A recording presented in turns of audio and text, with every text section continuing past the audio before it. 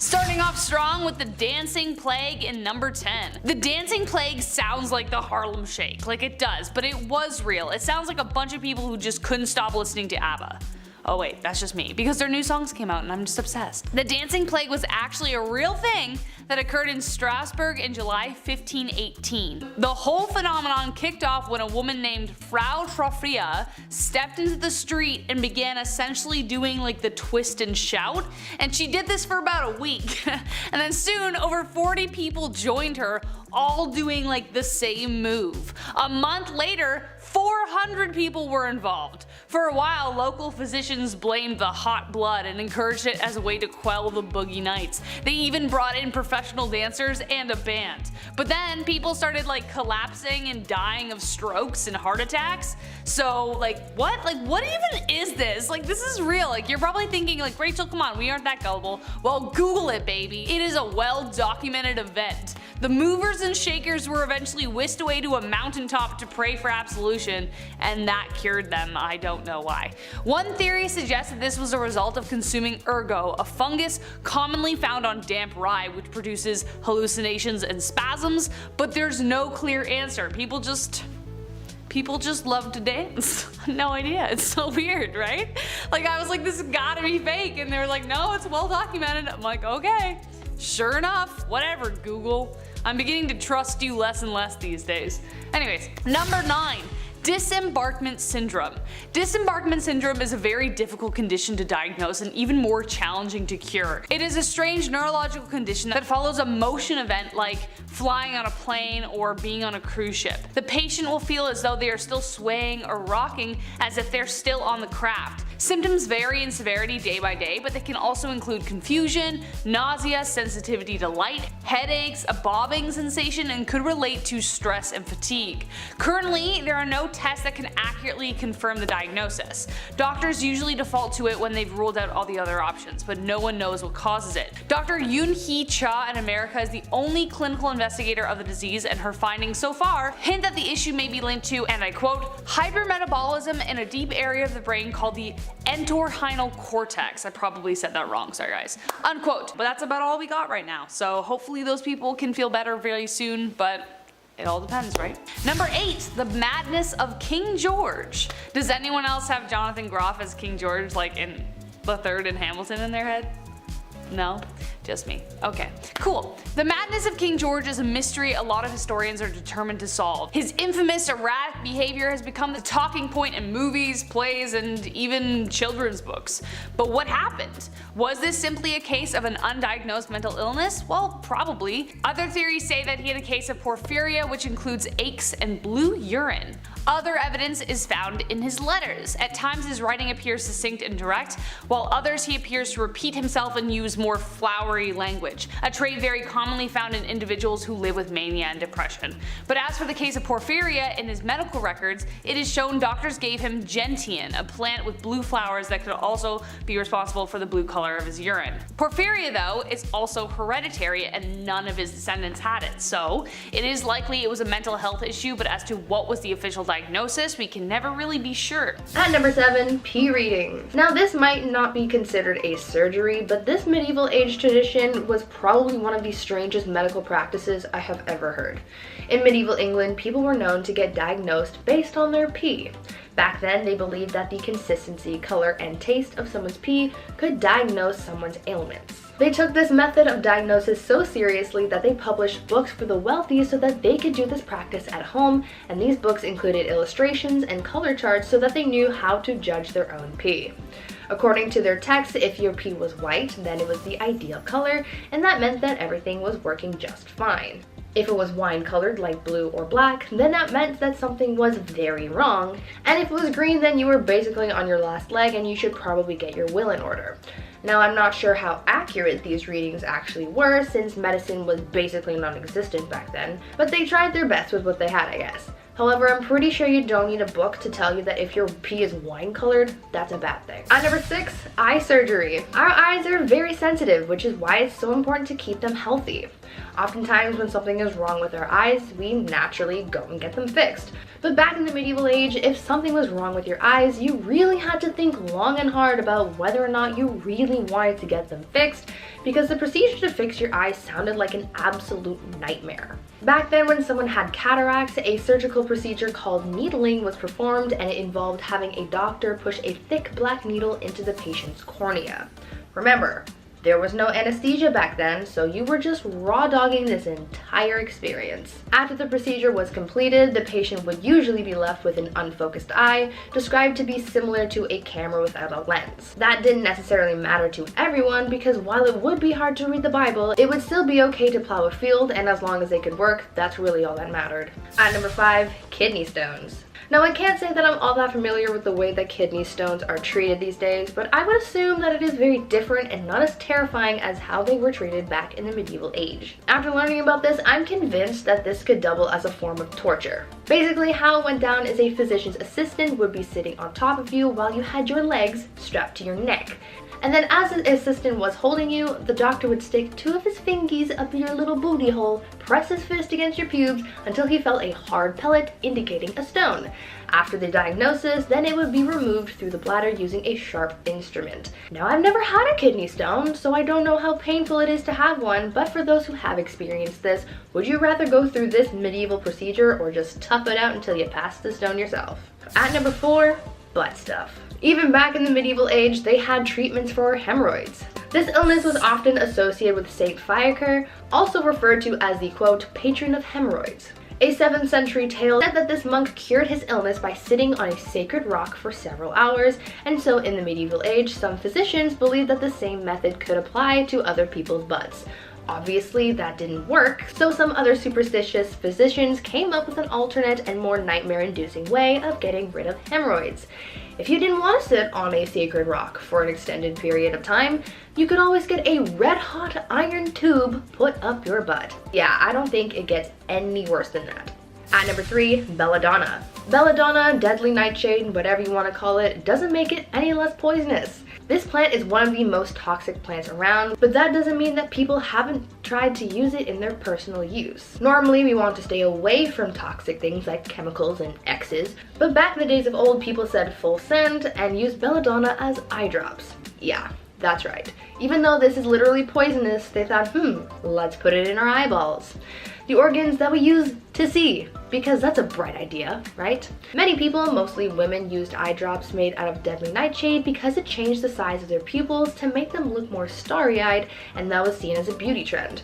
In moderation, these eye drops wouldn't really cause too much damage, but prolonged use of the poison could see some serious health concerns like stiff muscles, short-term memory loss, confusion, disorientation, and in some cases death, because it could literally paralyze your heart. And if you're thinking, man, I'm so glad we don't do that anymore, then think again, baby, because if you've ever been to the optometrist and you've had your pupils dilated, guess what they use? That's right, belladonna. It's not harmful to put just a couple drops in your eyes and not to do it again for a while, but if you get your hands on it and start using it too much and in high dosage, then you're in for some trouble. At number 2, trepanation. Trepanation is the process of drilling or scraping a hole into the human skull. Yeah, I know, that doesn't really sound like fun in the slightest, but back in the olden days, people did it, and it was a relatively common body modification for some reason. This practice was done in all sorts of cultures throughout different periods of time. During the medieval ages into the Renaissance, trepanation was used to treat epilepsy and mental disorders. This practice also dates as far back as the Paleolithic period. In ancient Peru, trepanation was done using a ceremonial knife called a tumi. In ancient Greece, it was done using a drill. Polynesians used sharpened seashells, and in Europe, the procedure was done using sharp flint or obsidian. Though we know that in the medieval times and the Renaissance, trepanation was considered a medical practice, in ancient times, the reason for this practice is still uncertain. It could have been to try and fix damage from a head trauma, but it's also believed that this practice was done to heal mental problems, release toxic spirits, or even as some kind of ritual. And finally, at number 1, knife hand. Now this one is by far the craziest medieval surgery in my opinion. So you know Captain Hook, right? He's got a hook for a hand. Well, this guy I'm going to tell you about has Captain Hook beat by a landslide. A 6th century medieval burial was found in Italy, and it revealed a male warrior who had a knife for a hand. Yeah, this man had a knife instead of a hand. This warrior had his hand amputated. However, the reason for said amputation is unknown. In place of the lost hand, the prosthesis was a blade.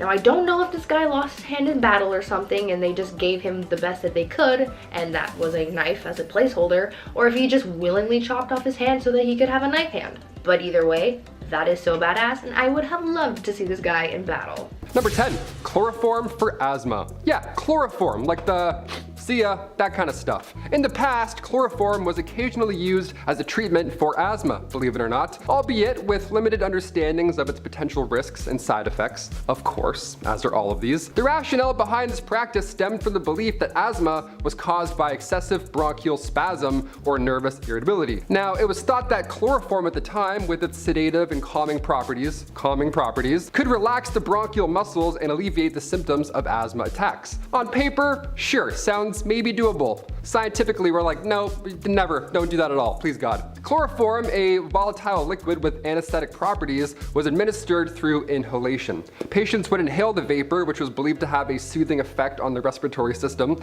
sure, providing temporary relief from the constriction and wheezing associated with asthma. Chloroform is a potent and toxic substance, known to depress the central nervous system and cause respiratory depression when administered in excessive amounts. Oh, additionally, it carries the risk of addiction and long-term health complications. So no, not a great start on this list today. Number 9, flowers for cataracts. In traditional medicine, periwinkle flowers were sometimes used as a treatment for cataracts. Cataracts, a condition characterized by the clouding of lens in the eye. Shout out to my brother Kyle, he's blind as shit. Periwinkle flowers contain alkaloids such as vincamine and vincristine, which are known to have pharmacological effects on the circulatory system. I sound like Bill Nye. It was believed that these compounds could enhance blood circulation to the eyes, potentially improving vision and slowing down the progress of these cataracts. People would prepare infusions or extracts from the flowers and then apply them topically or consume them orally in the hopes, again, mostly hopes here, that their vision problems would go away or something would alleviate. However, it's important to note that the efficiency of periwinkle flowers in treating cataracts has not been scientifically proven at all. Eating flowers is not going to help your eye. Of course not. You know what I mean? Cataracts are a complex condition with various underlying causes, and their treatment typically requires surgery or corrective lenses. Not a couple flower petals. That's not, what is this? No, definitely not. Number 8, sour cream hands. Nice, that was my nickname back in elementary. In the past, old sour cream was occasionally used as a home remedy to alleviate chapped hands.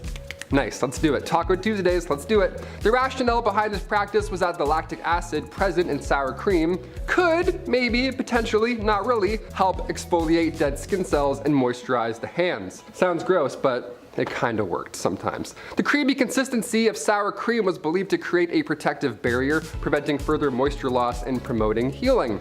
However, before you go in and ruin your taco night at home, it's important to note that this remedy lacks any scientific evidence and may not provide long-lasting or optimal results. Yeah, sour cream, just keep that on your wrap, not your hands. Then you're all set. Number 7, boracic acid in milk. No one should cry over spilt milk unless it's been treated by boracic acid, and in that case you should be 100% allowed to cry and your experiences are valid. In the 1800s, boracic acid was believed to purify milk, removing the sour taste and smell from milk that had gone off. In a casual remark in her widely popular 1861 book, Mrs. Beeton's Book of Household Management mentioned one should use boracic acid in their milk. She told consumers that this was quite harmless in an addition, but she was wrong. Boracic acid purifying milk was responsible for getting a lot of people sick. Small amounts of boracic acid could cause nausea, vomiting, abdominal pain, and diarrhea, but worse, it was what boracic acid concealed that was particularly dangerous, and before pasteurization, milk was often contained a huge amount of bovine TB, or, beef TB, tuberculosis, which would flourish in the bacteria-friendly environment created by the substance. Bovine TB damages the internal organs and the bones of the spine, leading to severe spinal deformities. It is estimated that up to 500,000 young people had died from bovine TB from the milk in the Victorian period, which is why you should check your sources and not get everything from one source, like your mom telling you this random article that she found on Facebook.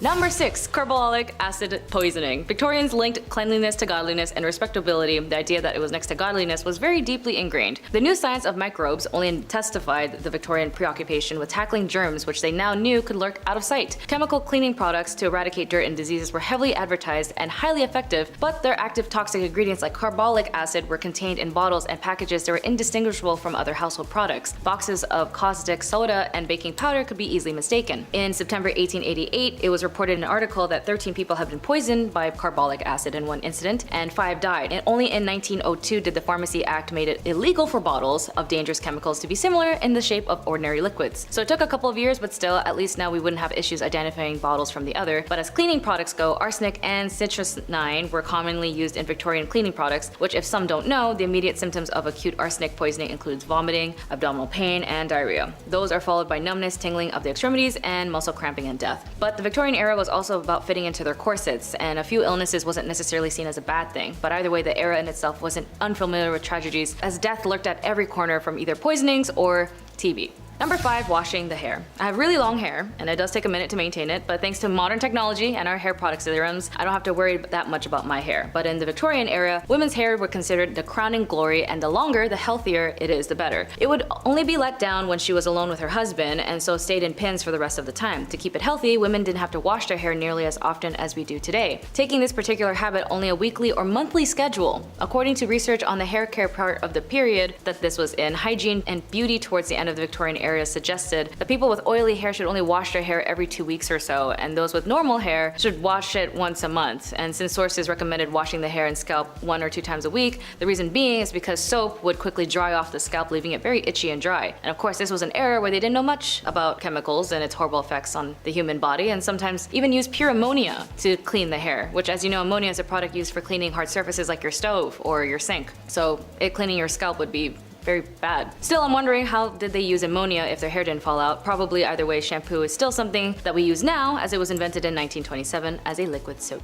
Number 4, bread alternated with alum. When basic staples like bread started to be produced cheaply and in large quantities for the new city dwellers, Victorian manufacturers seized the opportunity to maximize profit by switching ingredients for cheaper substitutes that would add weight and bulk. Bread was adulterated with plaster of Paris, bean flour, chalk, and alum. Alum is an aluminum-based compound today used in detergent, but then it was used as bread back in the day because it was whiter and heavier. Not only did such adulteration lead to such problems as malnutrition, but alum produced bowel problems and constipation or chronic diarrhea, which was also often fatal for people. Number 3, beauty. Those unlucky to be born with freckles were advised to rinse their faces with lemon juice, or in more stubborn cases, rub the crap out of their skin with carbolic acid, or sit in the sun until the freckles burnt off. And if premature wrinkles resulted from these harsh so-called cures, young women might be having the habits of their older relatives and drape their faces with thin slices of raw beef before bed. Sleeping with any animal fat on the skin, like fat, veal, lard, all that stuff, was thought to restore youthful suppleness and beauty. Looking fit and healthy is a very common shared narrative that has been defined and redefined multiple times throughout history, and when it came to the Victorian era, weight loss drugs was often permitted, and if anything encouraged for both genders, but mainly ladies to maintain their figures in and out of corsets. Overweight women were instructed to drink their water with lemon, and if that didn't do the trick during the weight loss drugs, they would also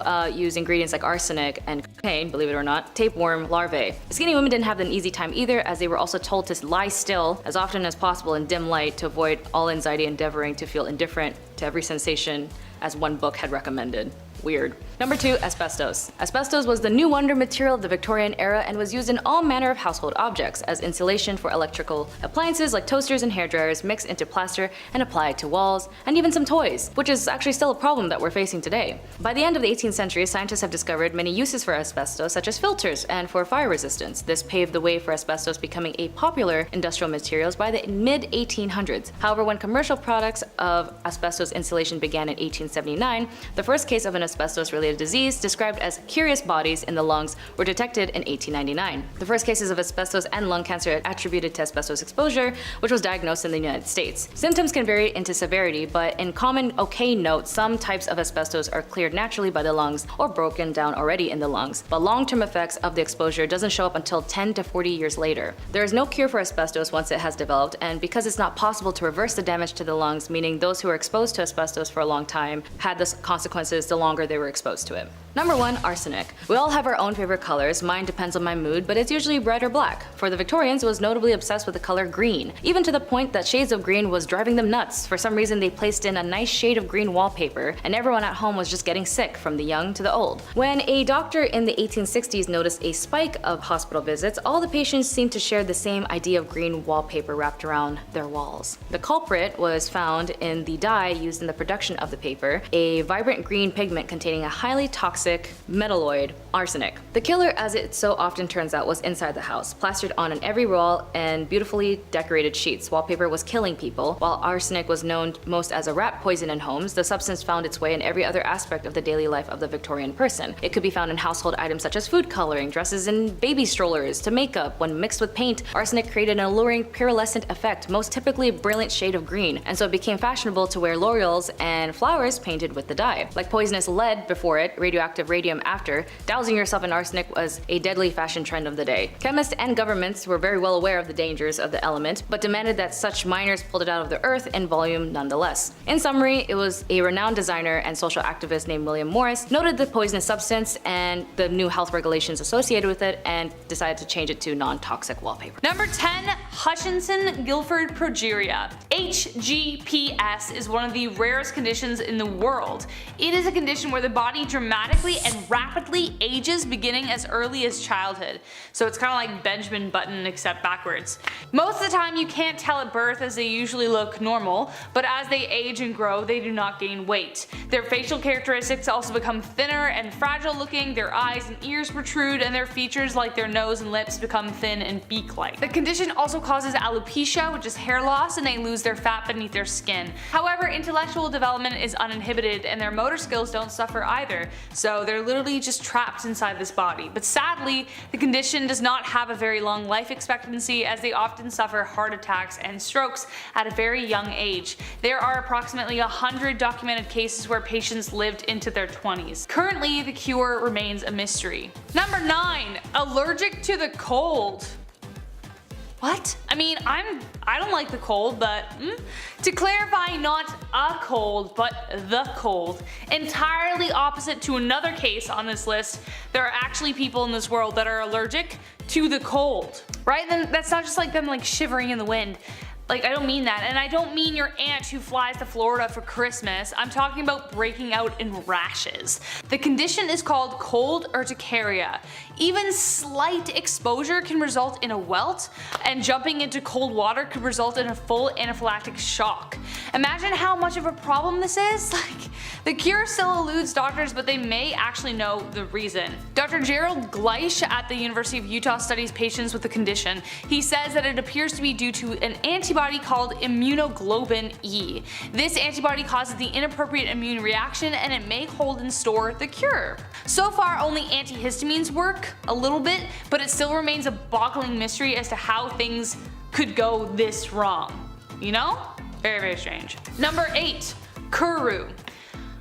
I'm not gonna lie to you, I was debating putting this one on the list because it has an explanation, as some of them do on this list, but it still has no cure. Sort of. Kuru is a very strange, fatal brain disease similar to mad cow. Proteins called prions cause a buildup of abnormal brain tissue. This causes irreversible brain damage, and there's just no going back. It's 100% lethal. It was first discovered in a remote region of New Guinea by a tribe that practiced consuming human flesh. Their belief was that it preserved the spirits of the dead. This little fact brings me to my next point, that Kuru can only be contracted through the consumption of human brains. The tradition to consume human bodies is now outlawed, so there have been significantly less cases. However, there remains no cure to the disease besides, like, you know, not having human brains for Sunday dinner. Number 7. Nux vomica. In history, Nux vomica derived from the seeds of Strychnos nux vomica tree, very poisonous. It was occasionally used as a remedy for headaches. Not a good plan. This practice was based on the belief that the seeds contained compounds that could alleviate pain. Sure, again, good attempt, bad landing. Nux vomica was thought to have stimulant properties, increasing blood flow, relieving tension, all that good stuff, which in turn could provide relief from headaches. However, it's important to note that the seeds contain strychnine strychnine, which is a highly toxic substance, one of the worst for humans to eat, and their use as a remedy, it's not supported by the modern medical knowledge at all. Safer and more effective treatments for headaches are now available. You don't have to be eating any poisonous nuts. Thank you so much. Number 6, urine. In ancient history, urine, P, number 1, it was sometimes used as a medical treatment due to the belief that it possessed healing properties. Yeah, pour it in your eyes, see what happens. Don't do this. The practice can be attributed to various factors, including cultural beliefs, limited medical knowledge, of course, and the symbolic association of urine with bodily fluids and purification. Yeah, that last one's a big one. One reason urine was used as a treatment with this historical connection to the concept of uroscopy. That's where the color and smell and taste of urine was examined to diagnose illnesses. Yeah, some dude would be like, bronchitis. That man's got bronchitis. Go get him. This practice originated from the belief that urine was a reflection of the body's overall health and imbalances. In some way, sure. In most ways, no. Furthermore, urine was considered to have cleansing properties and was believed to contain a substance that could combat infection and promote healing. That good healing stuff. There we go. Brewing up that healing potion. It was used topically to clean wounds, it was used as eye drops to treat eye infections, and it was even consumed orally for various ailments. However, it is crucial to note that the use of urine as a medical treatment in ancient times, or any of those times, was not based on scientific understanding or evidence whatsoever. They were just putting pee in their eyes and just hoping for the best. Number 5, moles migraines. The use of dead moles as a remedy for migraines was based on certain folk belief and traditions. Now, it was believed that the properties of a dead mole could help alleviate the pain with your migraine. Somehow, in some way, shape, or form. We're just gonna grind up a mole and see what happens. One method involved doing such. One method, you had to dry the mole and then grind it into a fine powder. This powder was then either consumed orally or mixed with water. It's like the worst crystal light ever. You'd be shaking that for hours before it looks good. Or this powder was applied topically to your temple or your forehead. Just dead mole rat powder. Smells great. It was thought that the potent energy or the mystical qualities possessed by the mole would be transferred to this individual, providing relief from migraines. However, do I have to say it anymore? No, it didn't work. The use of dead moles as treatment for migraines lacks scientific evidence, and it's not supported at all today. Because yeah, imagine rolling up to the doctors and he starts grinding up a mole rat. He's like, what is it today? Your foot? Is your foot hurting? No problem, we'll get you all sorted out. Number 4, medieval dung. We talked about number 1, now we gotta talk about number 2. That's the order it comes in. In medieval times, dung, animal feces, was occasionally used as an ingredient for these treatments. I know, where's he gonna put it this time? This practice may seem a little odd to us today, but hear me out, it had some legs back then. Had some prevailing medical theories and limited understanding, but it was something. Dung, poop, animal poop, was believed to possess these medical properties such as its supposed ability to draw out toxins, stimulate healing, or serve as a topical antiseptic. It was used in various forms, most commonly in ointment, and was applied to wounds, ulcers, skin conditions, you name it, man. Get creative. Whatever hurts, put some poop on it. Yeah, welcome to these times. Animal dung, such as, the dung from cows or pigeons, it was commonly used due to its availability. Yeah, you thought urine was bad, but it gets worse. Pigeon poop for your elbow? I'm like, I don't know, man. This doesn't seem very good. Number 3, mercury. Mercury, yeah, the element. Let's do this. In ancient times, mercury was used as a medicine due to its perceived healing properties. Now, this was an element, okay? It's not poo, it's not pee, it's something. It's something legit in the scientific community.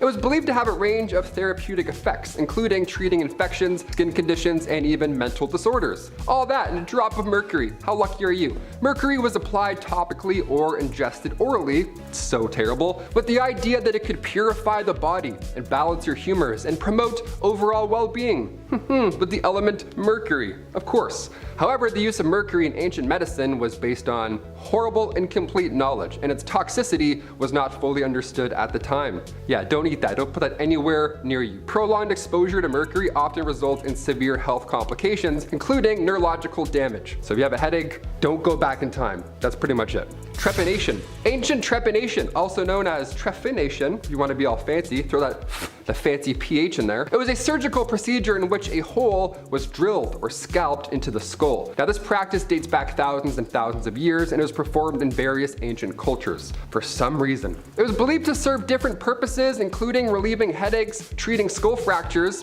while creating one, or my personal favorite, releasing evil spirits. Evil spirits, yes, finally, be gone. Trepanation was performed using crude tools and horrible techniques, often without anesthesia, so you'd be awake to feel most of it at least. The motivations behind trepanation in ancient times remained a subject of debate, encompassing medical, religious, and cultural factors. And also Saw 3, I think it's a little bit of Saw 3 in that one for sure, that's terrifying. And finally, number 1, it's all in your head. In the ancient Babylonian world, illnesses were commonly connected to, you guessed it, supernatural forces. Yep, next time you get a sore throat, it's the devil, nothing else. Malevolent spirits or divine retribution, all because you're sick. As a result, the role of Babylonian healers resembled that of priests and exorcists more than modern physicians, which is so silly. Their treatments incorporated elements of magic and ritualistic practices. For instance, if a patient exhibited teeth grinding, this healer would interpret that as a sign of a deceased family member attempting to communicate to them during sleep. So in turn, they're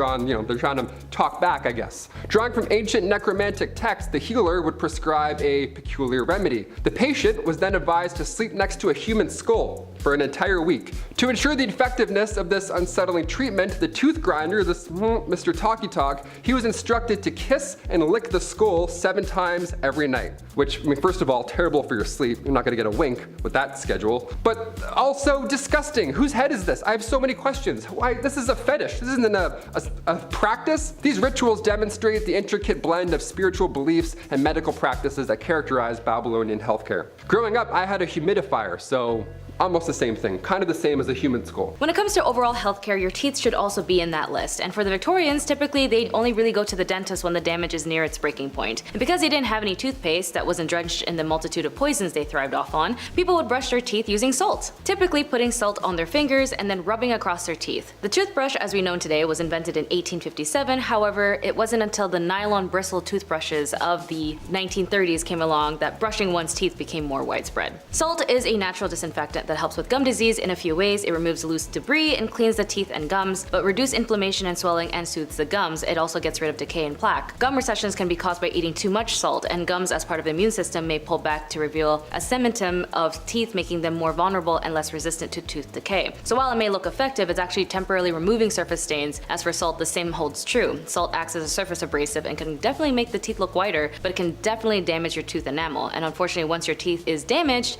it's damaged for life. And it wasn't until the 1940s that the concept of brushing one's teeth would be considered a routine event. Number 9, bad bathrooms. The bathroom as we know it is a Victorian invention, but at first it could be a dangerous place. Besides horrible cases of scalding in the bathtub, there was even reports that there were incidents of lavatories spontaneously exploding. The reason this might be was due to the fact that flammable gases such as methane and hydrogen sulfide emanating from human waste built up in the sewers, and then early toilets would leak back into the homes where they would theoretically be ignited by a naked flame of a candle. Wild stuff, but that did happen. And since showers were not invented yet, everyone did bathe to keep clean. Most people bathed in rather small quantities of water in their bedrooms with a basin and pitcher of cold water. Poorer families would have to boil water on the stove and then add it to the cold water to a wooden or metal tub, usually in the kitchen area where it was time for a deep scrub down. Hands, face, and armpits and crotch were essentially regions that was not necessarily to be submerged in order to maintain cleanliness. Nicer homes not only had proper porcelain bathtubs, both hot and cold taps nearby, even some had the luxury of a luxurious foot bath, but these extravagant things were more for your feet.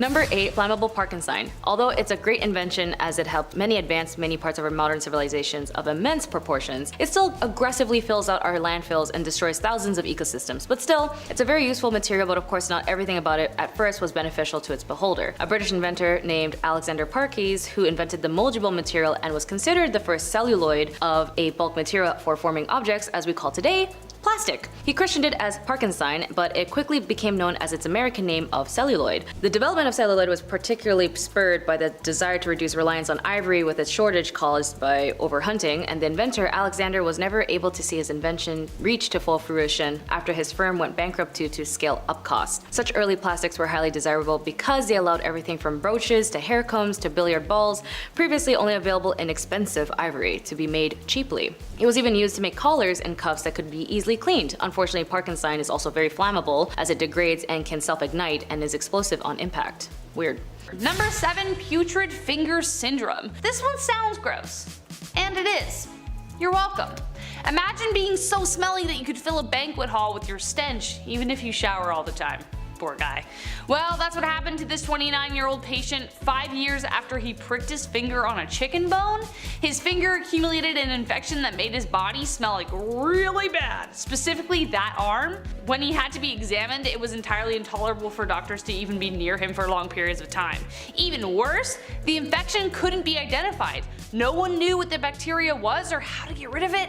They tried several treatments including ultraviolet light, but nothing worked. But thankfully for the man, the infection spontaneously cleared up and doctors have no idea how. That's pretty lucky, but if it did come from a chicken bone, then maybe we should all put Kevlar gloves on next time we chow down on some Popeyes just to be safe, because I don't want that. I do not want that. At number 6, baby brain teeth. Strange things happen while we're in the womb. It's a crazy, magical waterbed of weird stuff. Sometimes wires get crossed and accidents happen, you know, because that's life. Doctors suspected something was up when the head of a 4-month-old baby started to grow unusually fast. They weren't so surprised to see a tumor, as that was their suspicion, but what they found inside the tumor was kind of ugh. When they scanned the brain, they saw what looked to be fully formed adult teeth inside the tumor itself. Sure enough, that's what they found. Doctors removed several fully formed teeth usually found in the lower jaw. While this isn't entirely unheard of, teeth appearing in tumors it had never happened in this kind of tumor. So as to how or why these teeth were found in this type of tumor remains a mystery, but it was probably something to do with whatever smorgasbord was going on inside the tummy. It's a weird time. Number 5, stiff person syndrome. No, this isn't referring to someone's personality, maybe, but to a condition that affects 1 to 3 people per million. Super rare. As no one is quite sure as to the possible cause, it is diagnosed through exclusion. So similar to the disembarkment syndrome I mentioned, so they have to test a whole bunch of other things to see if this is the case. Some of the main symptoms are, of course, stiffness in the lower back and legs, followed by severe and painful spasms from sudden movement. So say for instance if they got scared, it would be like pain all through their body. Though the symptoms themselves can be treated, there is yet no way to eliminate SPS from the body. The condition can show up at any point in life with no known trigger. There are only a handful of clinics around the world that know how to help treat this condition, but due to lack of cases and study, there is still a long way to go towards a cure. Number 4, Phineas Gage. I'm sure if any one of us had a pole jabbed through our head, we wouldn't be the same after that either. But for Phineas Gage, the change was night and day. Phineas was a foreman working on the railway bed for Burlington Railroad when a sudden accidental explosion on September 13th, 1848 sent a 3-foot 7-inch iron tamping bar through his head. He survived miraculously, but his personality changed drastically. Prior to the accident, he was reliable, shrewd, and capable, while after he became stubborn, rude, and loved to swear. Me too, man, but still. Entirely opposite to who he was. I mean, obviously the man lost half his brain, but his personality switch remained a mystery. Little was understood about the function of the brain, and though the accident obviously played a large role, no one quite knew how Gage could have ended up so different. Number 3, the tight seal. Sometimes when I'm on Central Dark, I wish my eyes would just seal themselves shut, because then I wouldn't be able to see anything. But when I read this story, I better be careful what I wish for. Psychological or one-of-a-kind case? Doctors are still trying to decide. After recovering from a sinus and staph infection in 2008, Natalie Adler started feeling the strangest phenomenon. For 3 days, her eyes would seal themselves shut, only to release themselves on the 3rd day with her vision entirely restored. The seal would be accompanied by neck pain and body aches. Now over 30, Natalie has to get Botox injections to keep her eyes partially open and has been declared legally blind. She still suffers blindness at least once a month, but still has no confirmed diagnosis or treatment for her condition. However, Natalie remains hopeful and plans on writing a book about her journey. Number 2, the giggle bug. We've all, hopefully, laughed so hard that we can barely speak. But for Shu Pinghui, she was never able to stop. Ever since she had a fever when she was just 8 months old, the now 12-year-old girl can't stop laughing. Her parents are desperate for a cure, especially after the condition worsened after she was 2 years old. She lost her ability to learn how to speak, and now can only communicate through giggles. Her father has spent all of his wages as a construction worker, but still nothing has worked. What should be a sound that that brings joy to her loved ones makes them all the more sad. The only hope currently on the table are tests specialists are conducting that include her frontal lobe. They suspect that the fever caused damage to the frontal lobe, but nothing has yet to be confirmed, so it still remains a really sad, happy mystery. Number 1, last but not least, Gloria Ramirez. I actually think this is an episode on Grey's Anatomy, but I can't remember, so just let us know in the comments if you know what I'm talking about. Right? The case of Gloria Ramirez still boggles doctors to this day. Also known as the Toxic Lady, Ramirez was sent to the emergency room in 1994 due to cervical cancer complications. Things were operating as usual until medical staff began to faint after experiencing severe shortness of breath and muscle spasms. There were also reports of an ammonia-like smell coming from her blood. Sadly, Ramirez died after kidney failure, but meanwhile, 23 people fell incredibly ill, along with 5 who became hospitalized themselves. Every single one of them had come in contact with Ramirez. What's even more terrifying is that there was no explanation for the issues. Doctors defaulted onto mass hysteria, but there was no explanation beyond that. Officials conducted 3 autopsies on the body, which led to the conclusion that a product called DMSO cream might have caused it, but as for the other aspects, no one is quite sure. Number 10, Made of Stone. This one disturbs me so much and it's terrifying that it hasn't been solved yet. If you're a Game of Thrones fan, which hopefully you are, you've heard of grayscale, the disease that poor Shireen Baratheon suffered in the series, yeah, you know what I mean? Well, it may have been inspired by something that actually exists. Though there is a 1 in 2 million chance of getting it, it does happen. What is it exactly? Stoneman syndrome is a condition where the ligaments, tendons, muscles all slowly turn into bone. It starts with a stiffness in the neck and shoulders and then gradually moves down the body. Imagine having 2 different skeletons in your body. That's kind of what it is. What's even more heartbreaking about this mysterious disease is that you can't remove it. In fact, any attempt to remove the bone makes it grow faster and come back stronger. I hope they come up with a cure as soon as possible, as currently there isn't one, as to why it's a medical mystery. But because it's so rare, it makes it even that much harder to cure it because they don't have that much on file. Anyways, let's keep going. Number 9, Cyanomelia. I pretended I was a mermaid countless times as a kid, and still do every time I do a dolphin kick in the water because I'm like, I'm a mermaid. But I kind of don't want to be, and I'm kind of glad I'm not because of this. Cyanomelia is the condition in which a child is born with their legs fused together in a way that makes them look like a mermaid. Sadly, it doesn't have a happy ending, as most children born with this defect don't live very long. The 2 most famous cases are that of Tiffany Yorks, who was the oldest living survivor, living to the age of 27, and Shiloh Pepin. Patients of this condition barely survive the womb or the first few years of life due to organ issues that follow the disease. The exact cause of cyanomelia remains unknown to this day, as it appears to be a random occurrence and there's no way of predicting it. Number 8, Morgellons disease. This next one is a more controversial disease. Morgellons disease is an unexplained condition where a patient believes that there is something crawling beneath their skin. As a result, scabs and irritation erupt from persistent scratching, along with small fibers. It is controversial because the research done on the condition has yielded conflicting results. Some doctors think it is a result of a delusional infestation, while others believe it is an infectious process in the skin cells. The Center for Disease Control yielded a study that concluded it isn't caused by an infection. However, multiple studies have reported a possible link between Morgellons and another bacterial infection. To this day though, there is still no proven treatment or confirmed understanding of the disease, so for now it remains a medical mystery. Number 7, microcephaly. Microcephaly is a birth defect that affects every 1 in 800 to 5,000 babies born. There is no way to predict the condition unless diagnosed in the 3rd trimester via ultrasound, but even by then it's already too late.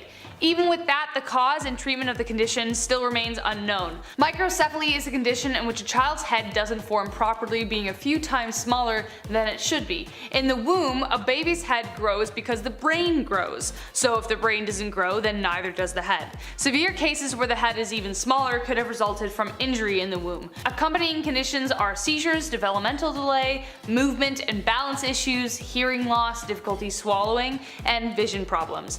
The list of theories as to how it happens is pretty long, from genetic shifts to accidents, malnutrition, alcohol, and more, but it remains a lifelong condition with no set protocols or practices as to how to treat it, even beyond a cure. So doctors still remain baffled and there's no way of preventing it. Number 6, tree man syndrome. Epidermodysplasia vericiformis. That is the actual scientific name.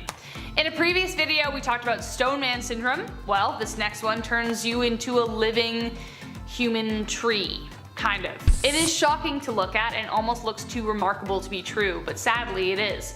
EV is a rare inherited form of HPV, the human papillomavirus. It causes a chronic infection of bark-like growths on the skin, and they just get insane. They usually develop on the hands and feet, but have been known to develop on the face in severe cases. Currently, there are no effective treatments besides removing the warts, but nothing can stop them from growing. A man in Jerusalem hadn't been able to use his hands for years until a doctor was finally able to successfully surgically remove them, but still, there is no cure for halting the process altogether, but hopefully the cure will follow the same one, that is for HPV, which is hopefully closer than we think it is.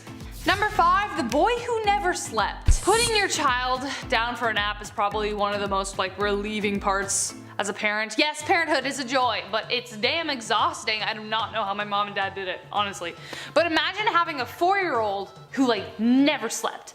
Ever. That's exactly what happened to Rhett Lamb, a young boy who boggled scientists. The mother was sure something was wrong as soon as he was born, and after realizing she wasn't just an anxious mom, theories started flying.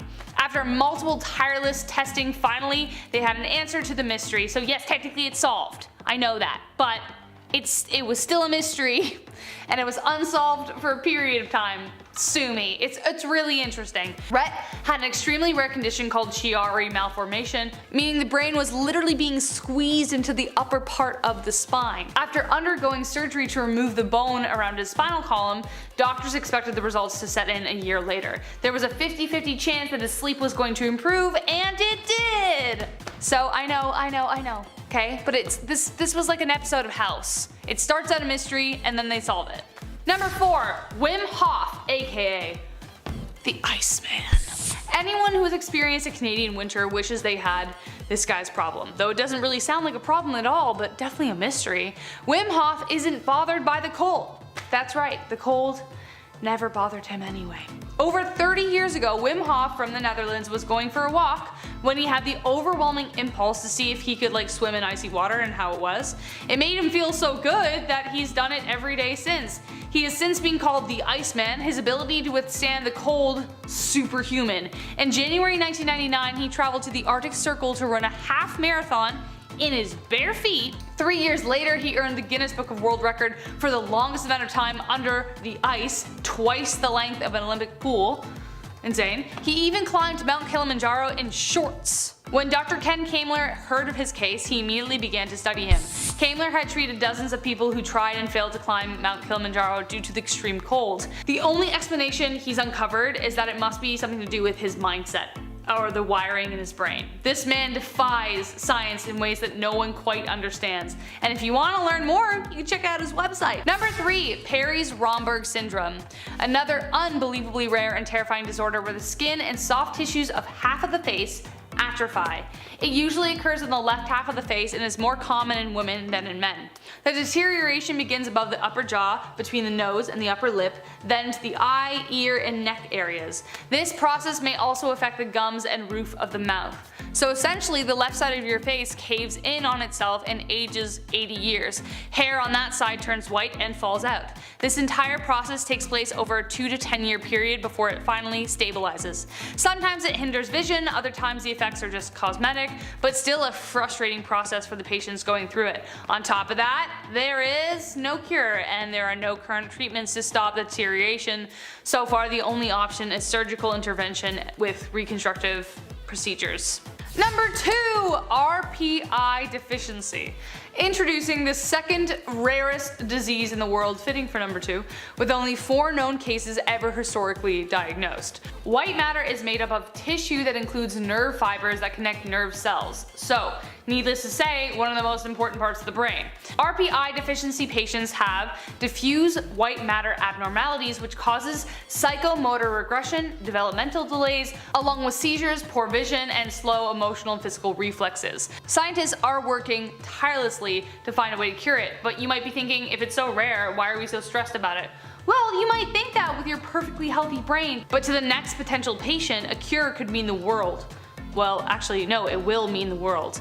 Though doctors have been able to figure out the cause, the cure still remains unsolved. Number 1, Field's disease. Field's disease was named after a pair of twins in Wales, Catherine and Christy, who were the first to be diagnosed with the disease, and they're the only ones. In total, there have only been 2 diagnosed cases of the disease in history, which makes it like the rarest in the world. What is it exactly? Field's disease is a neuromuscular disease that affects the voluntary movement of muscles. Due to the rarity of the case, information is very, very limited. Doctors first noticed it when the girls were about 4 years old, and by the time they turned 9, they could barely walk. By age 11, they couldn't eat or write by themselves, and by 14, they lost the ability to speak. So as you can see, the degeneration is quite rapid. Alongside losing their ability to move and function, Catherine and Christy also experienced over 100 painful muscle spasms daily. The doctors did numerous tests to rule out other conditions, but still they have no idea what is causing the disease.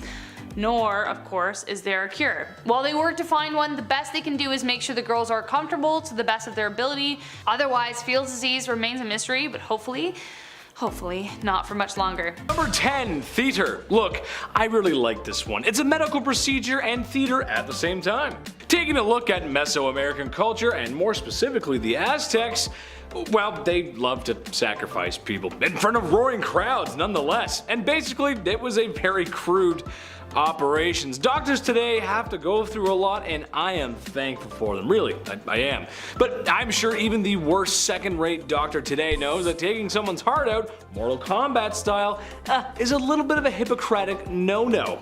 No anesthetic, no hand washing, and this time the crowd really doesn't want you to wake up. Man, that's rough. They would just cut you open, grab it out, Kali Ma style. Not good. Nah, don't want it. Nope, no thanks. Number 9, hemispherectomy. Hold on to your barf bucket, folks, cause, well, I don't do well with this sort of thing. This surgery entails removing or disabling half of the human brain. Usually done for those suffering with seizures, which really suck. The success rate is around the 2/3 margin, and I'm about a 50 on the VOM scale. Ooh, don't like it, makes me queasy. 20% of the people see at least a large reduction in those seizures. Those that don't, if properly considered, can go for a repeat surgery. But the last time I checked, 2 halves, put them together, that makes a whole, which is a whole brain. So I don't exactly know how that works, but okay, I guess the doctors know better. While there are some physical side effects, like that half of your body not working as well as it did before, or maybe that was the reason why you went in the first place, however, the brain does seem to make new neural connections, thus making up for a lot of the mental capacity the other half of your brain did before it was removed. That's cool stuff, man. Damn. Number 8. Here's another one I can't pronounce. Hemicorporectomy. Hemicorporectomy. Number 8. Hemicorporectomy. Also known as a translumbar amputation, or in nerd talk, remember that one time in that one Star Wars movie where Obi-Wan Kenobi cut Darth Maul in half after he was enraged by Qui-Gon's passing? Okay, that, but for real, and not charming actor Ewan McGregor performing your surgery. Although he's a handsome guy, he could probably do anything he wants. Can't wait to see Obi-Wan, I'm really excited. However, it is a severely drastic procedure, recommended only as a last resort for patients with severe or potentially fatal illnesses such as osteomyelitis, tumors, and severe traumas. It also means you lose access to both your gabagool and your main exit, if you catch my drift. I honestly don't know how doctors do it. It's just, oh man, that's a rough one, man. That's tough. Number 7, Landon Jones. It is rare for anyone to be able to resist the French fry. Everyone has that friend that says, no, I don't want McDonald's, like I don't want any. And then you order some and they always are just like, are your French fries? And you're like, Get out of here, those are mine. Anyways, that would be me. Well, Landon Jones may be the only person who would be able to resist. On October 14th, 2013, the preteen Landon Jones woke up with a bacterial infection in his left lung, which was treated successfully, or so they thought. Landon lost his appetite entirely. This boy is literally never hungry. His parents have to bargain with him to eat, but unfortunately he keeps losing weight. After visiting specialist after specialist, the only thing doctors have been able to determine is that Landon may be the only one of his kind, which doesn't make it very helpful. There are no other cases like this in the world. Landon did start having absent seizures 3 years prior, which could provide some hint as to what is going on. The leading explanation is that it is a rare condition that affects the hypothalamus, the tiny area of the brain that controls hunger, thirst, blood pressure, and sleep. I wasn't able to find any recent articles referring to his progress now, but I hope, Landon, that wherever you are, that you are doing much better. Number 6, a water allergy. A human being can only survive without water for around 3 days, so this medical condition is definitely surprising. How can we be allergic to something we need to survive? The condition, while still a mystery, has a name: aquagenic urticaria, and affects less than 100 people across the world. Whenever someone with this condition comes in contact with water, they break out in hives and rashes that last around an hour, and researchers have no idea what the underlying cause is. The leading theory is that it is caused by allergens in the water, so patients are encouraged to drink purified water or bathe in purified water as well. But beyond that, they have no clue. Due to the rarity of the condition, there is very little data to study, but I think we can all be grateful it isn't common either. Number 5, Mandy Sellers. When Mandy was born, she appeared to be a healthy child until she started growing. Despite having a very lean frame, Mandy's legs alone weigh 200 pounds, 5 times the normal size. She was a medical mystery doctors had no idea how to solve. The only way they could foresee stopping the growth of her legs was amputation. This procedure eventually happened in 2010 when she developed an infection. Even stranger though, this didn't stop the condition at all, as the leg started growing back. Imagine how frustrating that would be. Fortunately though, according to Mandy's website, she was able to go on an experimental new drug that helped to shrink her legs. Then finally, after years of suffering, she was able to be officially diagnosed.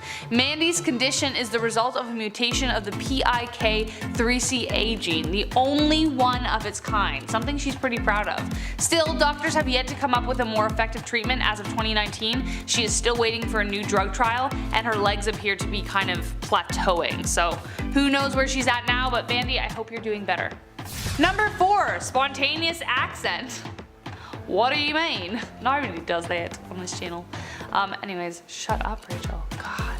Imagine waking up one morning and finally having the accent you've always wanted. I'm sure there is someone out there who wishes for that. But Rosemary Dorr wasn't one of them. Southern Ontario-based Rosemary Dorr immediately rushed to the hospital in 2006 after sensing signs of a stroke. She ended up spending most of that summer in post-stroke care, but what was very strange was her recovery. Rosemary took on an entirely new accent. Her Southern Ontario dialect became that of Newfoundland, and if you live in Canada, you know how different those accents are. She couldn't shake it. Rosemary was suffering from a real condition called foreign accent syndrome. It's a thing! Only 60 other cases have ever been confirmed worldwide. The first known was a Norwegian woman during World War II who started speaking with a German accent after a head injury. Very, very poor timing. The exact cause is still unknown, but you know, hopefully Rosemary's learned to live with that. It's a pretty fun accent. Number 3, the girl who cries stone. From a magic spell to a witch's curse, this little girl from Yemen shocked doctors and mystics with her strange ability. Sadia started literally crying stones since she was 8 years old, and no one can sort out why. Her father was desperate to find a treatment, and despite many x-rays in local clinics, nothing out of the ordinary was spotted. Most of the stones came out in the afternoon, weirdly enough, and she can produce as many as 100 in a single day. Thankfully, they do not hurt her, and for the most part, her life is normal. Since her case, one other woman in Bajal experienced similar symptoms, except this time they were accompanied by bouts of unconsciousness and a swollen abdomen. She has since been treated and recovered fully, but as to what is wrong with Sadia, no one is quite sure. Number 2, Brooke Greenberg. Sadly, Brooke passed away at the young age of 20 before she ever found the explanation for her condition. However, there is a chance that she might never have been aware of it. Brooke's body refused to age, and at the time of her death, she had never learned to speak and had the mental capacity of a toddler and remained the size of a baby. As an actual baby, her survival was considered a miracle in itself, as she endured a stroke and several stomach ulcers. She also mysteriously had a brain tumor that put her into a deep sleep for 2 weeks, then it disappeared and she woke up. Kinda weird, right?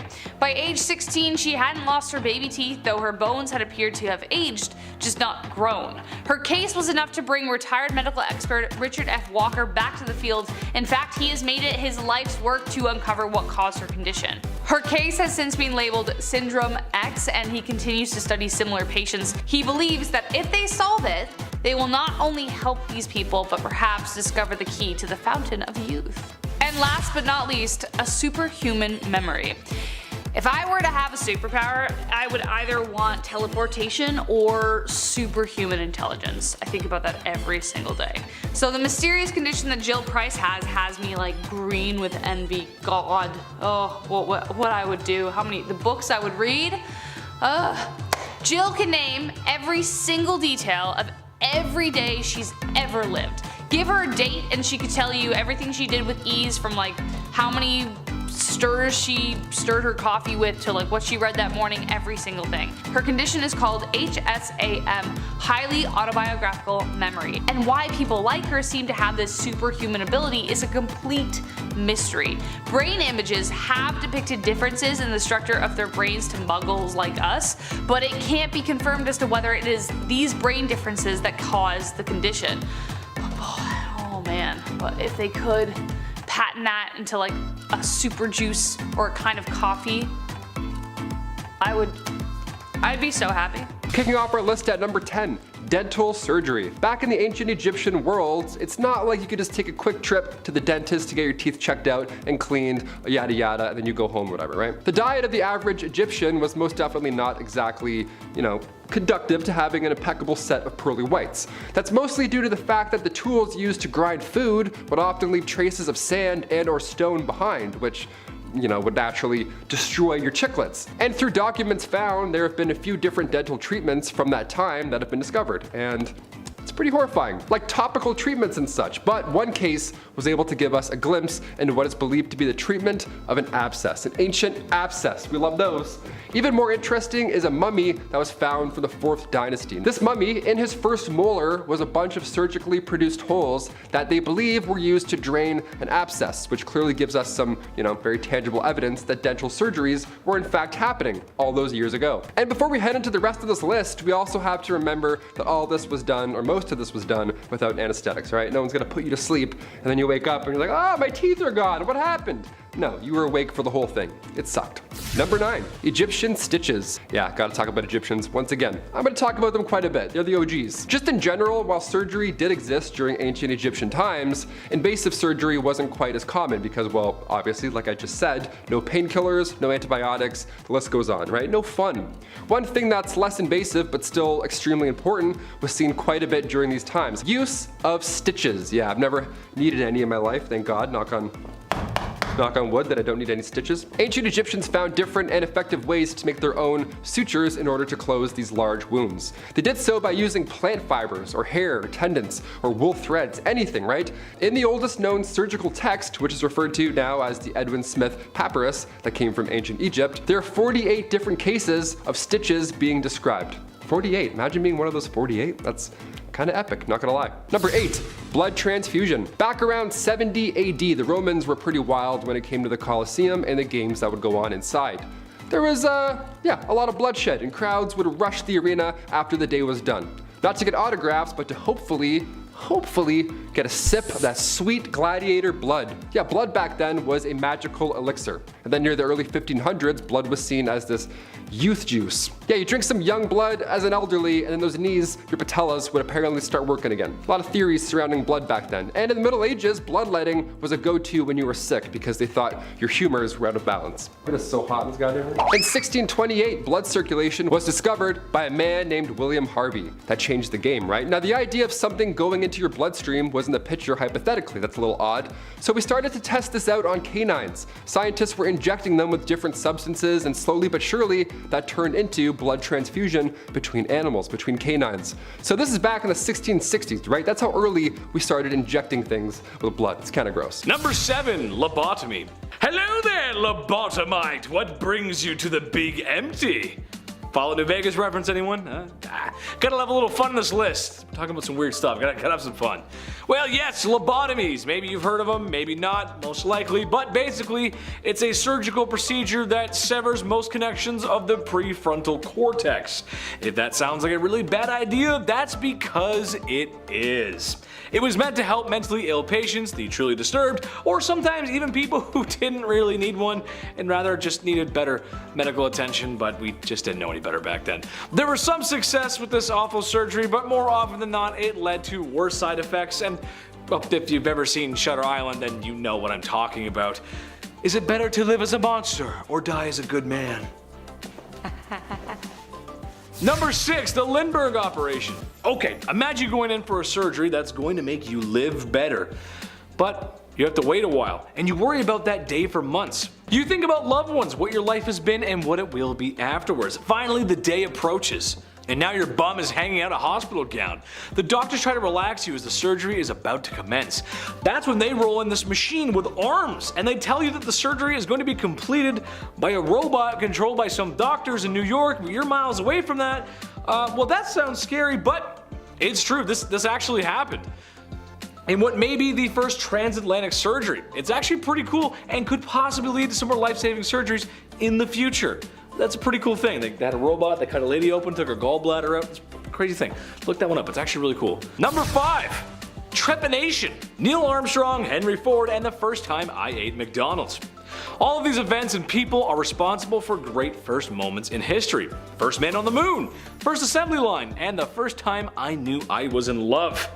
Love me some of that clown beef.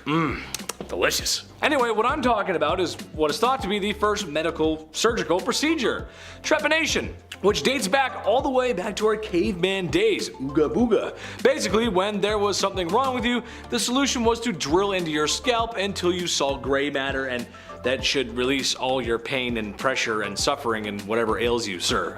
Okay. Skulls have been found dating back to 6500 BC, as well as paintings that seem to describe the process. Boy, I need that like a hole in the head. That's a hole in the head? Good. Nice one.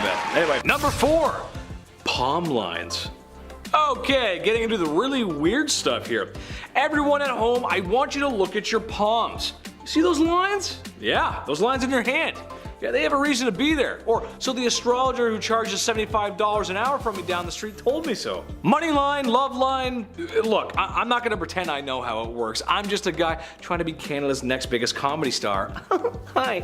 However, some folks really go for the whole astrology and healing crystal business. As a result, there's a cosmetic surgery to have the lines on your hand redrawn, if that makes any sense. Wow, okay. I guess to change your fate?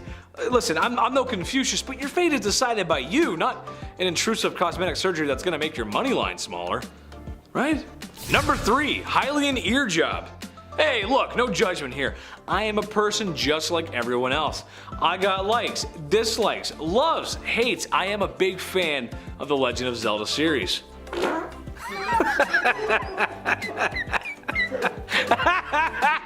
You weren't expecting that one, baby! Ocarina of Time, Majora's Mask, Breath of the Wild. How's that for Breath of the Wild, Icarus? Who's at the center of these games? Link and Zelda, 2 elfish-like humans who possess the power of the Triforce. Or Hylians, technically nerds, I know, I'm sorry. Well, apparently the elf ear look is so desirable that the urge to hi-ya across your favorite patch of open grass is so strong that some folks are willing to have their ears cropped in order to look like Link permanently. I'm just using Link as an example because there's tons of creatures from other lore that have the same sort of features in the pointy ears, but regardless, removing and reshaping cartilage to achieve that elvish style is a strange one. Number 2, tongue splitting. Alright, you know what this one is, but it's just crazy to me. Tongue bifurcation is done by splitting the tongue. However, I just learned that it's not permanent, so just in case you grow out of your rebellious youth in your late 20s, then not all is lost, my friends. kinda nice. Some want a certain look. Others do it because, well, it's for the super fun naughty bedroom time. Usually done with a hot scalpel to prevent bleeding, and then the cut sides are sewn and stitched. I don't think there's enough money on earth to have that done to me. I can't, I get a little, you know, it's just not good for, oh. Number 1, conjoined twin separation. This one always fascinated me, still does. It's such an unusual experience and actually pretty rare, but it happens nonetheless. Conjoined twins develop when an early embryo only partially separates to form 2 individuals. Although 2 fetuses will develop from this embryo, they will remain physically connected, most often at the chest, abdomen, or the pelvis. It makes everyday life challenging, and those who don't live like this very curious on how everyday things work. However, in a modern time, there's been great efforts to separate these twins. Every situation is different, and some simply just don't qualify because there are too many vital organs that are shared. However, I think it's amazing. It's a feat of medical science and technology to give people the life that they deserve. To any doctor that's ever pulled this off, thank you. You're amazing. 70% of them are female. I learned that too right before I came in. 70% of conjoined twins are female, and the rest are male, which is a weird stat. That's kind of interesting. I don't know. Number 10 is chloroform the hiccups away. Nowadays we know a nasty case of hiccups is curable by just holding your breath or chugging a bunch of water. But if this was 1899, you'd be prescribed chloroform. Known by many as the mysterious liquid on the rag placed over someone's face to make them faint in many period pieces or cartoons, chloroform gained popularity after Queen Victoria demanded its usage during her labor in 1853, after having been denied it in her previous labors. By taking these lengths to reduce the annoyance of hiccups, your vital organs may pay a steep price. Chloroform has the potential to damage the nervous system, lungs, and trachea, as well as the liver and kidney when exposed long term. This is just one of many medical remedies that we'll be covering from the first Merrick Manual of Diagnosis and Therapy, the oldest continuously published English language medical textbook. All the quack treatments in our list today used to be found in this mass encyclopedia. For instance, number 9 in our countdown is smoke inhalation for asthma and other lung conditions. This may be one of the more counterintuitive remedies on our list, as it's easy to see now that smoke is not beneficial for asthma at all. Through the late 19th and into the next, however, inhaling smoke or smoke, as well as stramonium, a hallucination-inducing nightshade, as well as lobelia, known for its sedative properties, were popular treatments for asthmatics. Asthma is caused when your airways can narrow or swell while producing excess mucus. Smoking, meanwhile, has been shown to eventually reduce the number of cilia, the lungs' filaments which help transport mucus into the lungs, which only leads to the worsening of asthma symptoms. This wasn't the only weird tobacco smoke belief, however. In 1872, an English newspaper talked of tobacco smoke enemas, which even reported that hundreds of lives might have been spared by the tobacco smoke enema. Okay. Weird enough. Plasters, no, not the British word for band-aids, is number 8. This medical treatment was said to have sucked the badness out of a person. They were like a nicotine patch made up of a thin layer sheet of wax as well as leather, and it was able to stick onto the skin. In the wax there were remedies such as lead, opium, frankincense, tobacco, etc. This mix would be applied while still warm to ensure the adhesion of the plaster. Plasters were sold to anyone of any age and came in many different shapes and sizes so that they may be applied to different areas. What were they used for? Everything. Cough, cold, period pain, organ failure, alcoholism, headache, the list can go on forever. Seeing as they wanted the patch to pull as much badness from the body as possible, these patches could be left on for 2 days to 2 weeks to forever. Without washing, of course. Naturally, these patches trapped in a lot of moisture that could cause infections, blisters, rashes, and hives underneath, especially once the patch is removed and the skin is finally exposed to air. Number 7, cataract surgery. Okay, don't tell him I told you this, but Kyle, my brother Kyle, our other lovely co-host on B, is blind in one eye. Yep. Kyle was born with a cataract, but you would never know because he plays rugby amazingly and somehow he reads this tiny prompter. I can barely do it with 2 eyes. No idea how you do it, man, you're a champ. Cataract surgery is one of the oldest surgeries in the book. Well, rather in the painting. It was found in a tomb in ancient Egypt. It was a painting of what is surely the oldest recorded eye surgery. Scientists are able to make this conclusion due to the length of the tool that the doctor is holding. They believed this was a method called couching, which happened to be recorded. See, the needle would push the cloudy lens to the bottom of the eye, ideally fixing their vision. The oldest tools found in Egypt tell us that 4,000 years ago, this was the first time it had been done. But afterwards, evidence of couching was found all over the world. Now, it wasn't until 1747 until Jacques Daniel, a doctor in France, he performed the first ever cataract extraction surgery in a modern sense. He was the OG. Every method sounds wildly uncomfortable. If you've been through this, like Kyle has, kudos. Number 6. Skin treatment. As soon as summer comes around, honestly, it's game over. I burn so easily. That's why I'm a fan of winter, right? I don't have to keep applying sunscreen to my face all day and feel like I'm about to faint. But how did ancient Egyptians beat the heat back in ancient times? They didn't have banana breeze SPF 35. No, ancient Egyptians valued their skin as a symbol of beauty. Yeah, you think your morning skin routine requires a lot of work? Buddy, read a book. Their routine was written on tomb walls and scrolls. They used rice bran containing UV absorbing gamma oryzanol. Yeah, that was used to block the sun off. Jasmine as well helped repair sun damage. Ancient Greeks would use olive oil as sunscreen, which as far as UV protection goes, it did absolutely nothing. You're burnt and dehydrated, but also you look good, okay? Tan lines, I see you. Number 5, cancer treatment. All right, the big C. Cancer is something that obviously very prevalent in our modern society, and because of the rising rates, it makes us ask ourselves, did cancer exist in ancient times? If so, where was it recorded? While they didn't call it cancer, it definitely did. Some of the earliest evidence of cancer is found in ancient manuscripts, mummies, fossilized bone tumors that have been found in ancient Egypt specifically. There are tons of examples and different forms of cancer that have been found throughout. Perhaps the oldest comes from 3000 BC, and it was found, like I said, in the Edwin Smith papyrus that we talked about before. Now, in this text, it describes 8 cases of tumors or ulcers of the breast and how they treated them back then, or at least tried to. See, back then, these tumors were removed by cauterization using a tool called a fire drill. Other than this though, the text says in reference to the illness that there is no treatment. So in ancient times and today, we're still trying to figure this one out. Number 4, tooth extraction. You may not think of surgery when you talk about tooth extraction, but this for sure counts as surgery. I've had a tooth pulled. It's pretty intense.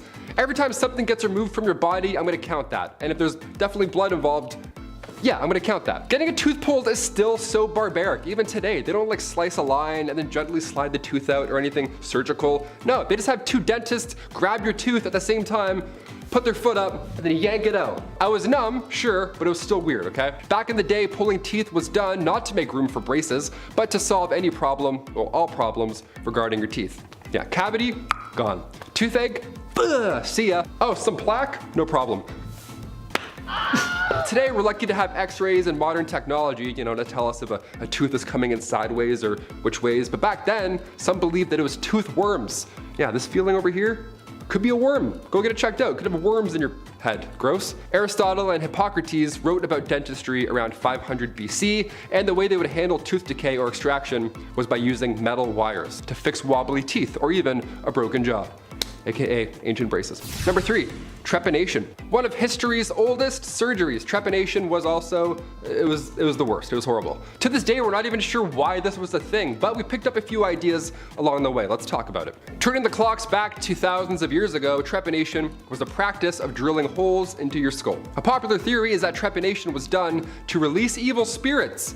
Yeah, let's drill some holes in our skull and see if our mental illness just goes away. That'll help. As barbaric as this sounds, skulls found in Peru hint that this procedure wasn't as fatal as you'd first guess. The reason this would happen was also to clear out bone fragments after skull fractures, right? So you show up with a headache and leave with a hole in said head. But honestly, the fact that you're leaving at all is surprising, given the time. They didn't have any advanced medical instruments, but they did have sharp ones. This was the first surgical procedure, around 6,500 BC. The term trepanation comes from the Greek term trepanon, borer, to drill. Number 2, rotting whale body. Okay, not all these are not disgusting. One of the most strange things on display at the Australian National Maritime Museum exhibit has got to be the whale carcass treatment. This is an odd treatment. Now, the cure for rheumatism back in the 19th century was to crawl inside of a dead whale's body and just hang out for a bit. And by a bit, I mean a full 30 hours. After that point, you would definitely be healed for at least 12 months. Yeah, it began in the town of Eden, obviously a whaling town on the southern coast of Australia. Only while this was happening, it was kind of funny, the user's head would be poking out of the whale. Yeah, like the world's worst sleeping bag, all tucked in there, getting better. It all started when an intoxicated man stumbled into a dead whale body, passed out, and then when he woke up, his rheumatism was cured, just like that. Yeah, from pale ales to pale whales. No more achy joints for you, my friend, let's do it. And finally, number 1. Egyptian nose job. Plastic surgery is more widespread now than it ever has been before, but it's all because it started a long time ago, especially in the ages of the ancient Egyptians. In the Edwin Smith Papyrus, along with the documentation of trauma surgeries, bone fractures, fixes, and all that jazz, this text also shows examples of fixes for nasal injuries, which I gotta kinda I have to seek some of that right now. I think I need to get my nose fixed. Can't breathe a lot. The treatment involved manipulating the nose into the desired position before using wooden splints or lint or swabs, anything really to hold it into place. You know, it's an ancient nose job. It's crazy, right?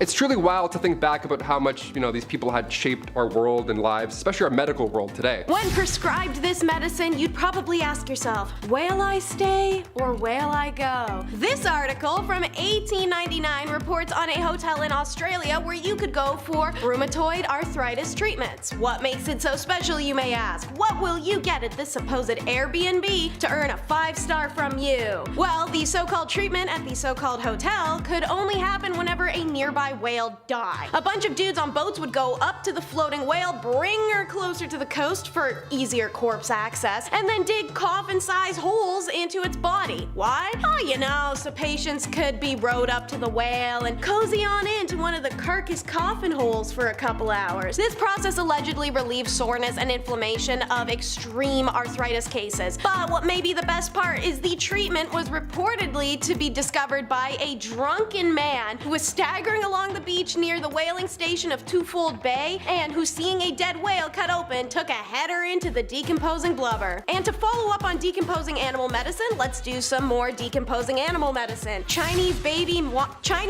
mouse wine. Yes, you heard me correctly. However, it's not only being found in China, having spread to Korea, Kazakhstan, and a few other of the Asiatic countries. Can't swallow a tequila worm? Imagine accidentally chugging down a small mammal. Whoops, haha, just gotta go puke my entire body out of my nose really quick. But apparently this potent health tonic is said to combat anything from asthma to liver disease. In order to make the concoction, you'll need between 10 and 15 baby mice, no more than 2 or 3 days old before their demise. Apparently, their death age is super important for the quality of the wine, as is the fact baby mice should be furless and have their eyes closed. After which, the recipe states that the mouse body should be submerged in rice wine and left to ferment for a period of 12 to 14 months before the drink is ready to consume. Although in ancient tradition, baby mice wine has few fans due to the reminiscent taste of raw gasoline, but its ethical record isn't exactly squeaky clean either. Ancient India brought us couching, the ancient practice of sitting on your ass. In reality, the couching I'm referring to would have you on the edge of your seat, not kicking back in it. A leading cause of blindness worldwide is cataracts, which affect 24 million Americans aged 40 and over. Ancient Indians developed the first documented treatment for cataracts called couching. It's first documented back in the 6th century BC by the surgeon Sushruta, who had learned from ancient Egyptian experiments with cataracts. Over the years, the procedure was later used by the Greeks, Romans, Ottomans, and Europeans. During couching, physicians punctured the eye and manually dislodged and removed its cloudy lens. The result was the patient is only able to see movement or basic shapes, now though the cloudiness is gone. Unsurprisingly, this method often led to complications and not the intended outcome.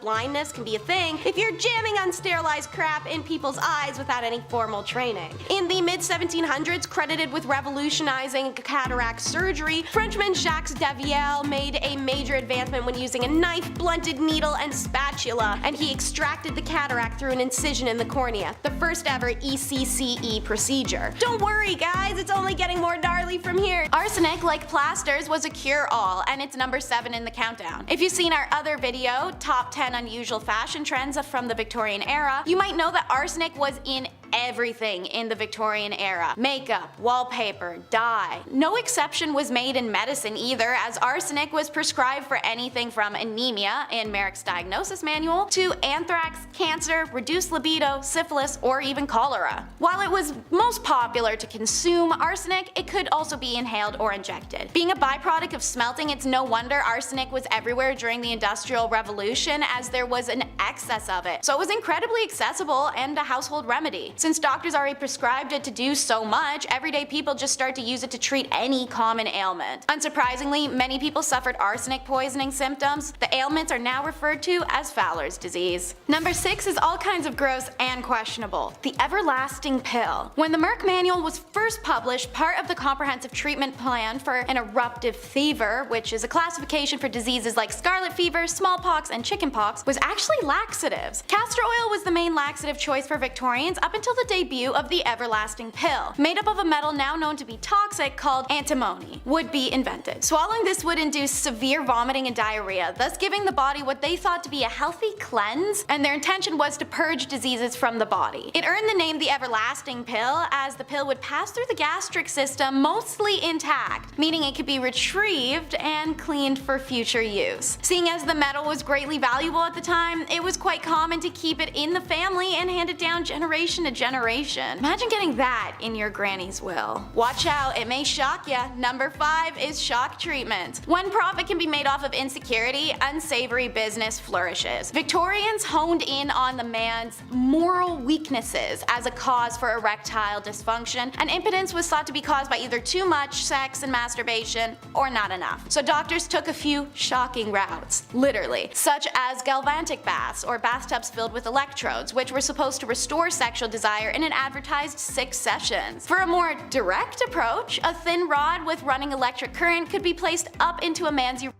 Repeat that twice a week, about 5 minutes each time, and your little man should be ready to rumble. By the late 1800s, ads were running for electric belts aimed at weak men. They claimed to help cure kidney pain and sciatic nerve issues and backaches and headaches and nervous exhaustion, and of course, mainly their dysfunction. While today impotence is recognized as the result of physical or mental duress, age, or genetics, the belief that electric shock therapy is a useful cure for impotence still persists, and some studies have shown positive signs. See that, fellas? Don't knock it till you try it. Speaking of electrocuting genitals, you can't tell me that didn't happen at least once with the first electric vibrators, which is number 4 in our countdown. Female hysteria became a diagnosable medical condition way back in medieval times, when the concept of a wandering uterus, when a discontented or displaced uterus would cause a woman ill health, was first coined. Believed to have symptoms such as irritability, insomnia, fainting, anxiety, menstruation, or horniness, pretty much every woman showed these symptoms. Hysteria was pretty common. Doctors cure hysterical paroxysm, an orgasm. For hundreds of years leading up to this invention, doctors were manually administering pelvic massages to women to achieve the necessary cure. But all that wrist work added up over time, and doctors needed a break. So cue Dr. Joseph Mortimer Granville. He created an electric steam-powered electromechanical medical instrument, nicknamed the manipulator. The device allowed women to give themselves home massages to cure their wandering wombs, and giving doctors the well-deserved break they needed. A questionable cure for a very questionable diagnosis. Number 3 is not for the faint of heart. They loved leeches. It may be crazy to imagine, but between the late 1700s and well into the early 1900s, there was a booming leech trade all across Europe. Leeches were shipped from Germany to America by the tens of thousands. England even had to start importing them from France by the mid-1800s, as their own leech stocks were not even enough to supply their own doctors. Francis Bourgeois believed that all diseases resulted from the excess buildup of blood, and documented this belief in a medical journal that would subsequently cause leeches to become the go-to treatment in France, and then later spread across Europe. This usage of leeches then became worldwide from there, and so obscene that the creatures started to go extinct. However, what these quacks didn't know is that bloodletting was very rarely beneficial to any conditions, and applying leeches often resulted in detrimental side effects such as blood loss, diarrhea, and vomiting, or those with poor immune systems could even be exposed to hazardous bacteria and infection, let alone death from hemorrhagic shock for literally anyone they did this to. Eventually, the excessive use of leeches meant that they became too expensive to ship, too scarce due to the over-farming to find, and medically obsolete in the face of new science that questioned the medical merits of bloodletting. Thank God. Number 2 doesn't allow you to touch where number 1 usually comes out. It's the masturbatory mental illness. Obviously, it's natural, normal, and well, fun, but the Victorian perspective of masturbation was nowhere near what it is today, as our old-timely friends saw it as a serious threat to mental and physical health, or even could you. Self-love was seen as an ultimate evil, but beyond moralistic arguments, many physicians thought that every orgasm drained a man's energy. Married men were warned by doctors to limit the amount of sex they were having, while unmarried men were encouraged and urged to conserve their essence by avoiding sex altogether, particularly masturbation. Even wet dreams and uncontrolled ejaculation were considered a sexual dysfunction, as masturbation essentially became the male version of hysteria. So, how did you treat this condition? Men had to stop masturbating. Fear and shame campaigns did what they do best and stimulated the market to provide quick quack remedies. They came in the form of anti-masturbation devices that looked like torture chambers. Most popular was the juggum, which was a metal ring attached around the base of a man's, and then screwed on. If he was to become erect at any point, whether awake or asleep, the now inflated skin would make contact with sharp metal teeth that would dig in. Like I said, most popular. Consider how much worse these other options were for that to be the primo choice. A spermatic truss was essentially the first jock strap, but meant for every day. And the Bowden device fastened a little metal helmet to the end of a man's member that bound up into his pubic hair so that it would be ripped out should he become erect. I'm more than happy to keep going, but I'm sure more than enough people are wincing right now. Keep in mind, while these men were going through this to avoid masturbation, women were being prescribed it as a cure.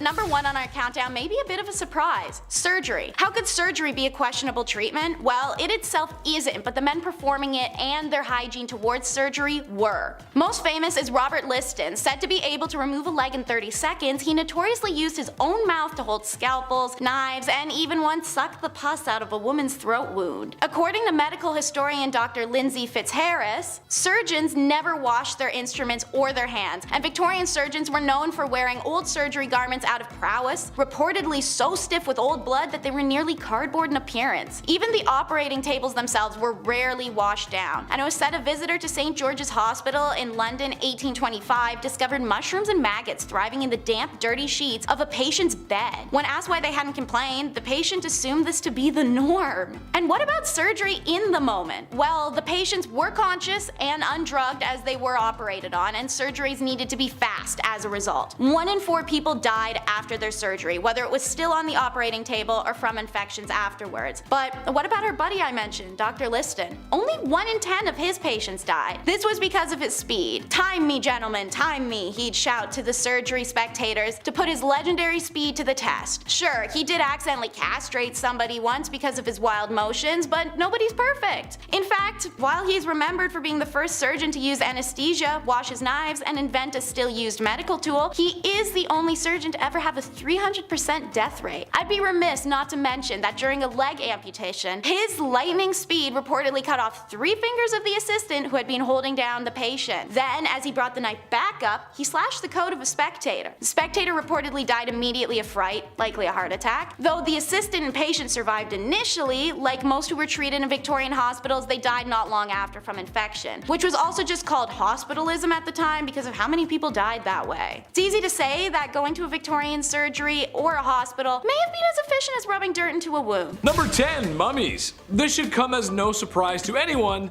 but yeah, mummies. Well, not the first and not the last civilization to mummify their friends and family, ceasing to exist, they are probably most known for it. Well, that and maybe the pyramids. The pyramids are pretty cool, I guess. The process of mummifying or preserving the body was thought to be important for the soul during the afterlife.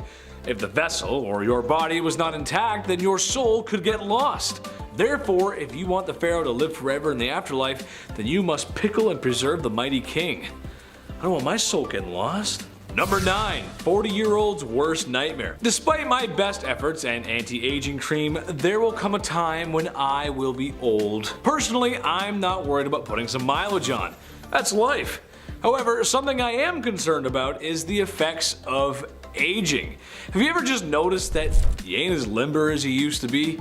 You get tired easily. And if you have more than 3 beers, you have to lay down for 3 days. However, something that happens to a lot of men reaching their 40s is a little trouble in the bedroom. This was an issue in ancient Egypt, except sadly, there wasn't a messed up process to fix impotence. I know, right? That's crazy. You thought I was gonna say something weird like wrap a snake around it or something. But no. When in modern times the cute waitress at the golf clubhouse just doesn't get your blood pumping anymore, you can reach for a small blue pill that everybody knows. Egyptians did not possess such luxuries and instead prayed for the Pishadil to work. Dear Desert Jeebus, please make my wiener work again. Thank you. Number 8. Ahead of their time. Ancient Egyptians just may have been ahead of their time and didn't know it. The Egyptians had tons of different herbs, plants, and methods for treating all kinds of ailments. Their alchemy skill was maxed out. I never did that. However, one method they came up with may have been helping more than they thought. A porridge mixture that was boiled down that contained tetracycline, which, just in case you didn't know, is known as an antibiotic.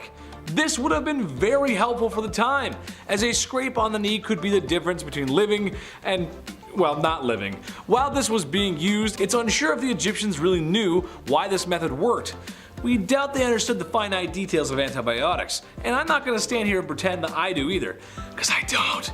Next is milk transfusions, which is gonna go super fast because I literally can't even think about this one for long. So, in the late 19th century, milk was believed to be the perfect substitute for blood, and the fatty/oily qualities in it would magically become white blood cells. Makes sense, right? Milk is white, women and cows produce milk, and babies, and out of all the animal udders out there, they're the most similar to human udders, so I mean, maybe it all ties in. Maybe it's all related. You know, old-timey logic. However, while a few instances of this procedure were successful somehow, many resulted in death, which is a lot more realistic to hear. In one instance, the injection of milk dropped the patient's pulse immediately to the point they had to be resurrected with a combination of morph and whiskey. The patient only lived 10 days after the operation. Shocker. Who's hungry? Anyone hungry? Got some yellow soup here for ya, because any food named after a color because it's also that color gives the energy of playing restaurant with a 3rd grader. And similar to the table service skills of a 3rd grader, yellow soup was crap. Quite literally. In China, the medical use of fecal matter, fresh or dry, can be dated back to the 4th century BC. A total of 54 fecal medicines were found in 14 traditional Chinese medical systems. All of their names, original species, medicinal forms, and traditional uses were described in detail. These fecal medicines were commonly used to treat gastrointestinal issues, nervous system, skin, and other diseases. A 4th century Chinese doctor Yi Hong first had the idea of giving a potion made up of healthy person crap by mouth as treatment to someone with unhealthy person crap, such as severe diarrhea or food poisoning, and it may help cure them. Our boy Yi tested his theory and served up some dried healthy dung in a soup mix. According to numerous accounts, this remedy was an ancient attempt at what is now called fecal microbiota transplantation. And it worked. The good crap bacteria fought the bad gut bacteria. Today, the therapy is used to combat persistent infections which lead to uncontrolled diarrhea and abdominal aches, serious enough to impact quality of life. However, you don't gotta drink it like you used to. It can be an enema, colonoscopy, or suppository. In ancient times, singing Stutter by Mariana's Trench could have gotten you a hemiglossectomy, which is a word and a half right there. Sheesh. And speaking of half, that's exactly what they'd be cutting out. Half of your tongue. Used today to treat oral cancers, hemi procedures can be credited to the Prussian surgeon J.F. Diefenbach, who in the early 18th century got the idea that maybe chopping out half of someone's tongue would stop their speech impediment. So he gave it a try. An incision cut through the root of the tongue that he said stopped the spasm of the vocal cords. Perhaps his patients stopped stuttering because they passed out or were screaming instead, seeing as this would be done without any painkillers. By the 1840s and going well into the 19th century, it was believed that this horrific surgery done without anesthesia was a radical cure. Needless to say, the treatment was not effective, and sometimes patients died of blood loss. Today, we have the American Speech Language Hearing Association sharing positive impact speech therapy can have over chopping off tongues. Are you prepared to squirm? Because they are. It's maggot therapy. Because since when have flies and open infectious wounds made a good pair? Apparently more often than we think. Don't get me wrong, we've all heard the Reddit horror stories, finding a spider's nest in your ear canal or the cockroach nest under the super unbathed woman's, breast. But if flies come out in a live, decontaminated larvae form during ancient medical procedure called meiosis, well, they've actually been curing infected wounds as far back as the Old Testament, as told in the Book of Job. In the American Civil War, doctors used maggot therapy to disinfect injured soldiers' wounds. Its simple mechanics and ability to promote speedy healing make the benefits of maggots handy in or out of battle. So what is it about maggots that bring even ruthless, cynical modern science to its knees still? For one, these bugs can dissolve up to 25 micrograms of necrotic tissue in under 24 hours, including infectious bacteria that burrow within. They're also self-limiting organisms. They can actually only attack dead flesh, and they can't eat healthy, so no doctoral or patient fears of excessive tissue damage. It also means a patient should feel the maggots while eating them. While the practice is almost as old as time, maggot therapy was only approved by the FDA in 2004 as a single-use medical device that must be stored under sterile conditions and is biohazardous waste, similar to leeches. My male audience knows I'm bad for finding those terrible testy-related torments and treatments, so here is your warning because lithotomy is next. Ancient Greeks, Roman, and Persian and Hindu texts refer to the procedure known as lithotomy for removing bladder stones. Bladder stone was a common ailment plaguing mankind from antiquity to about the 20th century, since their diet was beer and barley and sadness. Since the ancient art of lithotomy was first recorded by the Greeks and evolved through 5 phases before it spread to the rest of the world. The instruments required a knife, a hook, and forceps to remove the stone. The patient would lay on their back, feet apart, and the stone would be pushed to a palpable point of the perineum, which is the piece of skin on a guy in between the party organs in the front and the work organs in the back, and then cutting it down. The knives were then wrapped in linens and everything so the incisions wouldn't cut too deeply, although sometimes fingers were necessary to dig in there and aid in removal. It was an intensely painful procedure with a mortality rate of about 50%, as there was no regard for anatomy or dissection, and the wounds also were never closed. It's alluded to in the Hippocratic Oath with the line, "I will not use the knife even upon those suffering from stones, but I will leave this to those who are trained in this craft." Apparently, everyday blacksmith Jan de Root ain't afraid of no oath. Check out this oil painting he had commissioned of himself after removing his own bladder stone. Really sat there holding it for like 90 hours to commemorate taking a calcified rock out of his own peewee. Look how happy he is. If you've managed to stick through the video to this point, we've got more grisly coming next. It's the carnivorous cures.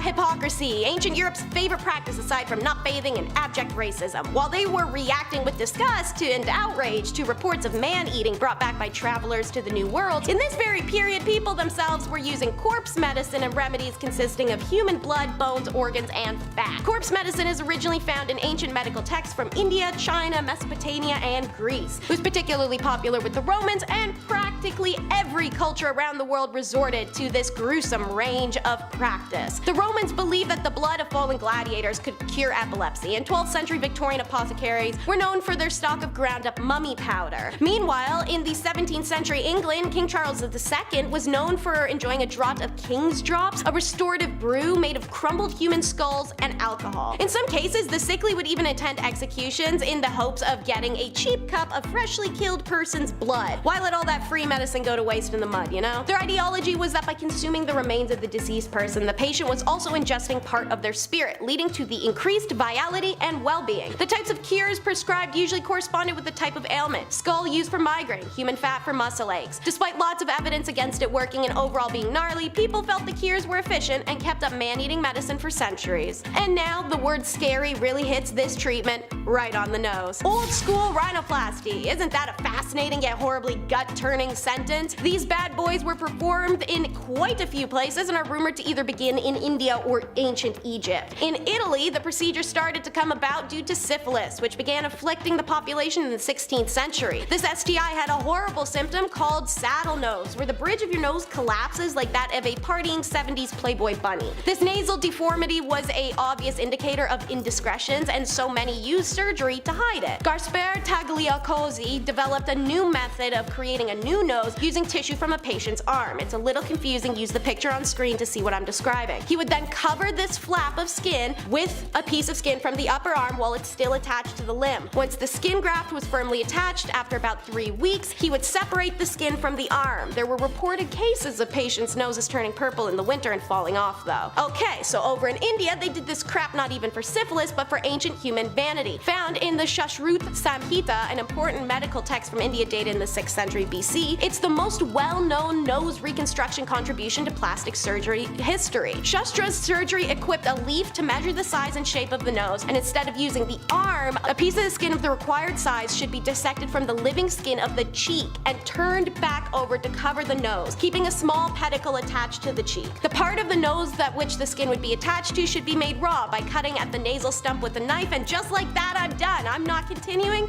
It's too gross. At number 10, bloodletting. Back in the medieval age, medicine just wasn't the greatest.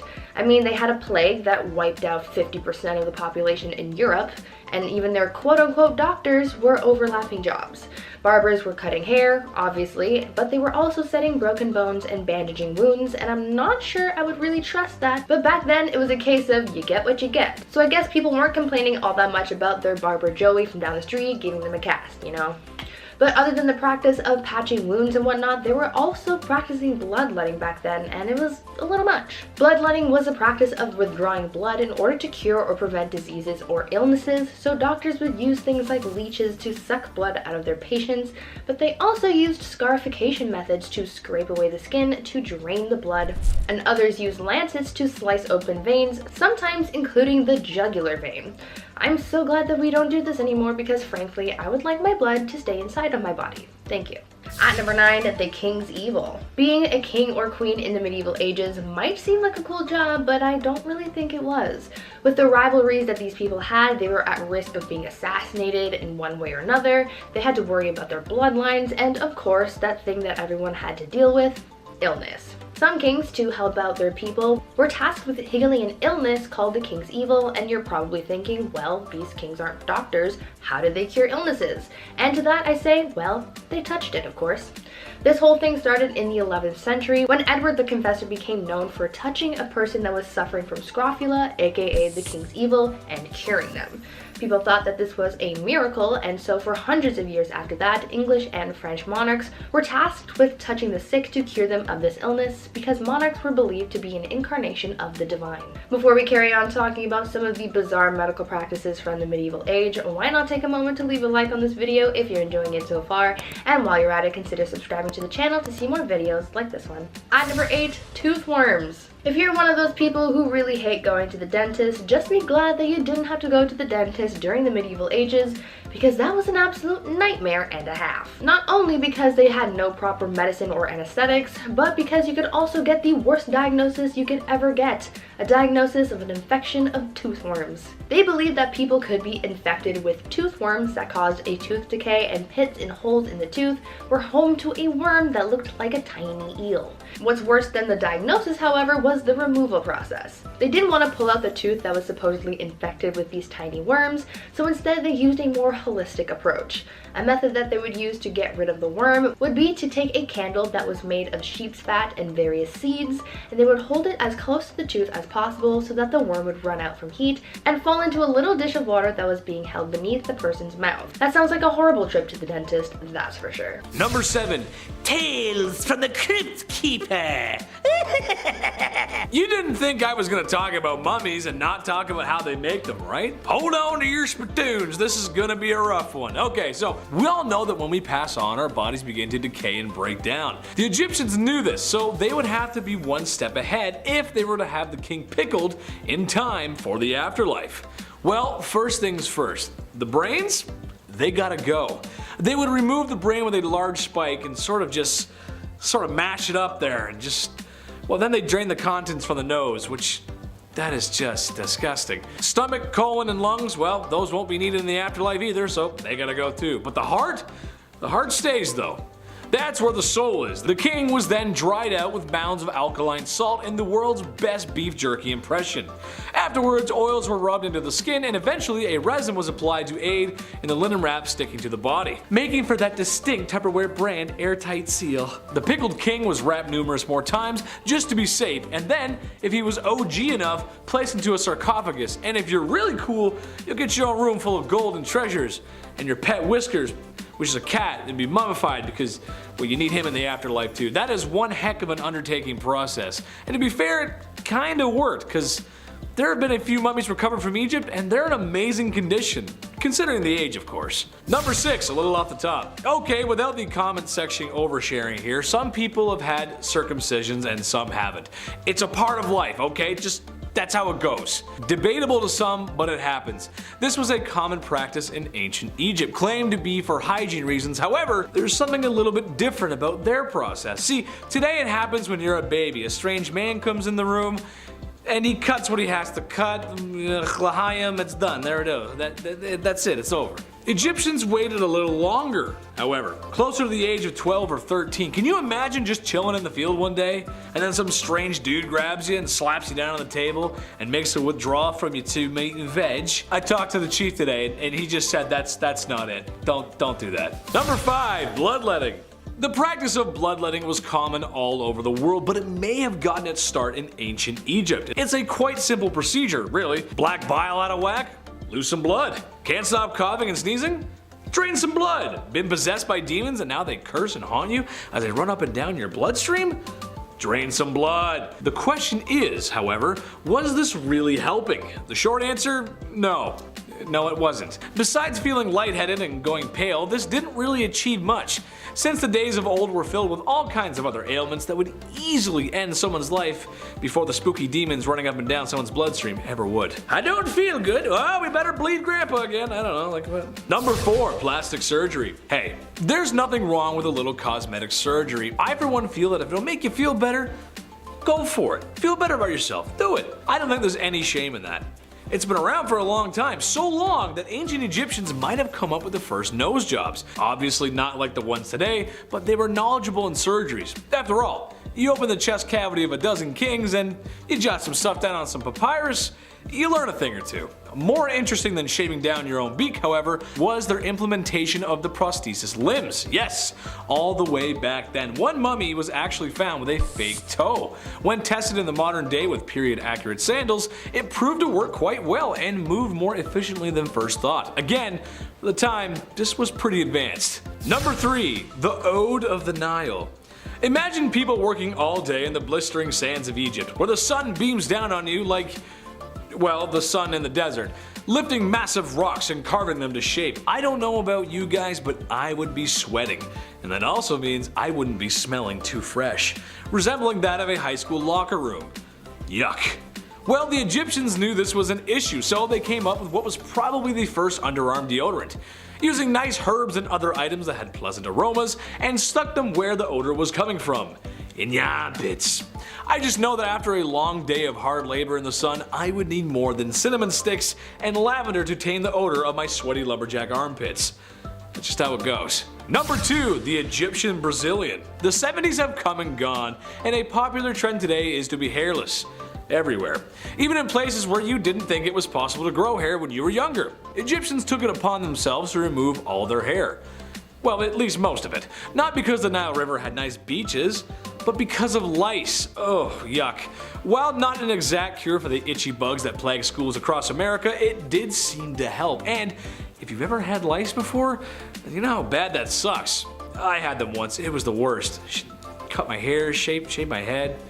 Lots of baths. It's no fun, man. Too cute for that. I don't want that. Number 1, Wario breath. Wow. Okay. It makes sense that Egyptians would come up with breath mints and mouthwash. They fed their laborers diets of foods that contained a lot of onions and garlic. Sure, I'm just like everyone else who cooks. And when the recipe asks for 1 onion, maybe I put in 2. When it asked for 2 cloves of garlic, maybe I put in 4. You gotta love that flavor. It was thought that they help fight off disease, and they were kinda right. However, after eating all that flavor, your breath would be something rancid. So herbs and mints were used to help quell the breath that could peel the paint off of walls. Thank God.